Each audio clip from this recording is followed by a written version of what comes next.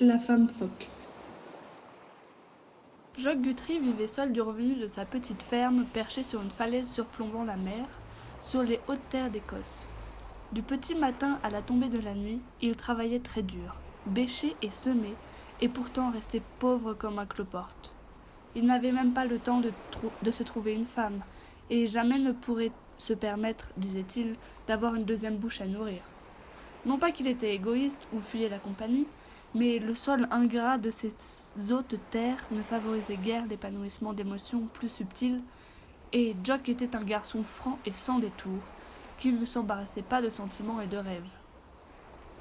Un soir, à la fin de l'été, il descendit de la falaise vers le rivage pour voir d'un peu plus près le temps qu'il faisait. Au loin, les eaux calmes de la mer reflétaient les lueurs roses et orangées du soleil couchant. Jock s'assit au sec sur un rocher, posa son menton dans ses mains calleuses et demeura songeur, les yeux fixés sur le large. À sa grande surprise, ses pensées furent interrompues tout à coup par des voix jeunes et joyeuses, des rires clairs et des bribes de chansons qui paraissaient venir de l'autre extrémité du rivage, par-delà les rochers. C'était étrange, car dans cet endroit isolé, où seuls gambadaient les lapins sur le sable fin, il n'était pas rare que des années entières s'écoulent sans qu'apparaisse âme qui vive.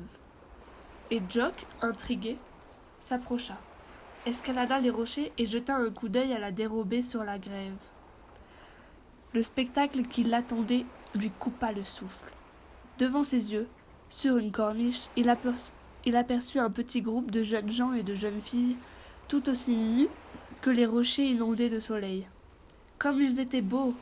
Jamais auparavant Jock n'avait posé les yeux sur de si ravissants visages, des peaux aussi fines, des corps aussi gracieux. Ils ne sont pas de ce monde, pensa-t-il, car il avait entendu parler de ces hommes et de ces femmes phoques qui parfois viennent s'abattre sur le rivage, ôtent leur peau de bête et s'adonnent à des jeux innocents et joyeux.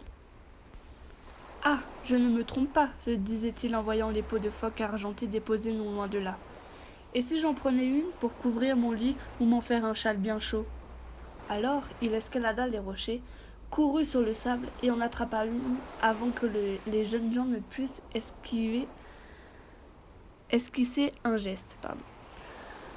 Mais quelle débandade lorsqu'ils l'aperçurent! Chacun se précipita, saisit une peau, plongea dans les flots et s'éloigna bien vite vers le large. Pendant ce temps, Jock s'enfuit à toutes jambes, mais il n'était pas allé bien loin lorsqu'il entendit des sanglots étouffés et des pas légers sur le sable, derrière lui.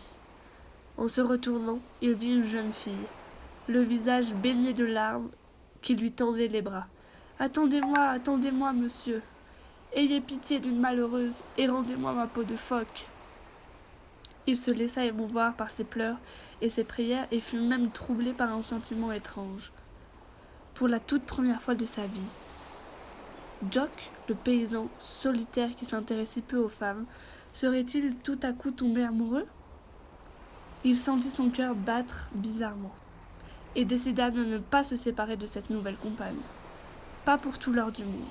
« Je n'ai pas l'intention de te rendre ta peau de phoque, lui dit-il, et tu ne repartiras pas vers la mer, mon ami. Tu resteras ici avec moi et tu seras ma femme. » Il jeta un châle sur les épaules de la jeune fille en larmes. Il la prit par la main et la conduisit vers sa ferme.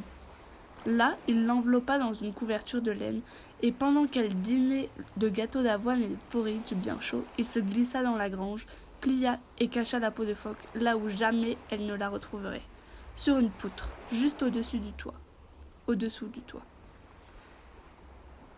Après le repas, la malheureuse s'allongea, dormit profondément jusqu'au lendemain, et fit de même tous les autres soirs de la semaine.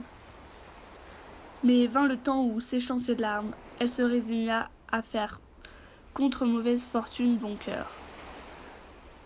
Jock n'était pas un méchant compagnon, en dépit de ses manières un peu bourrues. Il lui donnait suffisamment à manger et lui apprenait tout ce que doit savoir une paysanne. Elle n'éprouvait pas d'amour pour lui, il est vrai, ni de goût pour cette existence nouvelle. Mais elle ne souffrait ni de la faim, ni du froid, ni de mauvais traitements. Les années passèrent, et elle lui donna une demi-douzaine d'enfants, 3 garçons et 3 filles, tous plus beaux les uns que les autres, avec de grands yeux bruns, une peau douce et blanche comme leur mère, et un corps solide et vigoureux comme leur père. Elle les aimait tendrement et ne leur parlait jamais de son existence passée. Mais bien souvent, le soir, sa besogne terminée, elle s'asseyait sur le sable du rivage et regardait tristement vers le large, comme si elle cherchait une présence parmi les flots. Alors elle se mettait à chanter des mélodies tristes et obsédantes, d'une beauté sauvage qui touchait le cœur et faisait couler les larmes de tous ceux à qui le vent apportait ses étranges échos. Un jour que Jock avait amené ses 3 fils à la pêche et que les 2 filles allaient chercher des coques dans le sable fin, à marée basse, il ne restait à la maison que la plus jeune, en compagnie de sa mère. À peine furent-elles seules que la femme phoque, en soupirant, se mit à fouiller dans tous les placards, à inspecter les étagères, à regarder sous les tables et les lits, et à retourner tous les coffres. « Que cherches-tu, maman » demanda la petite fille. « Je cherche, mon enfant, une peau de phoque qu'un jour ton père a rapportée. »« Une peau lisse, toute argentée, avec de jolies taches brunes ?» ajouta la petite. « C'est ça, ma chérie, c'est ça même. »« Sais-tu où elle se trouve ?» s'écria la mère tout émue. « Mais bien sûr, dit la petite fille. Un soir, tu chantais sur la plage et je m'amusais dans la vieille grange lorsque papa y est entré sans me voir.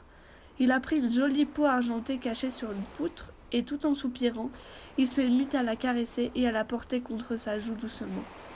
Puis il s'est dressé sur la pointe des pieds et l'a remise à sa place. » Écoutant à peine la fin du récit, la mère se précipita vers la vieille grange en pierre, y entra, monta sur une caisse et se mit à tâter les poutres, l'une après l'autre, sur toute leur longueur. Enfin, ses mains couvertes de poussière touchèrent quelque chose de doux et de souple.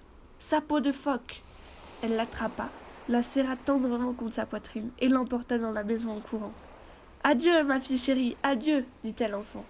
Il me faut repartir d'où je viens. » Et, tenant toujours sa peau de phoque comme son bien le plus précieux, elle se hâta de traverser la lande, descendit la falaise, se précipita vers la mer et, après tant d'années, reprit son corps d'autrefois.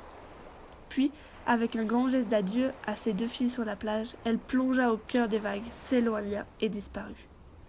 Au large, elle rencontra le bateau de pêche de son mari et de ses fils, et le suivit très longtemps, en nageant tout à côté, comme si elle voulait dire quelque chose aux 4 hommes. Ils furent bien étonnés de l'attitude de ce phoque si amical, qui sortait la tête de l'eau et les regardait avec tant de tendresse, les yeux brillants d'une joie mêlée de chagrin. Tout à coup, Jock comprit. Il poussa un cri, saisit son filet et le jeta à l'eau. Mais il était trop tard. Le phoque avait plongé au cœur des vagues et eut vite fait de gagner le large. Dans les mois et les années qui suivirent, Jock errait bien souvent le soir sur la grève, ou bien s'asseyait sur un rocher et posait sur la mer un regard d'espérance. Mais il ne revit plus sa belle et étrange compagnie, car elle s'en était allée là où nul mortel ne pourrait jamais la suivre.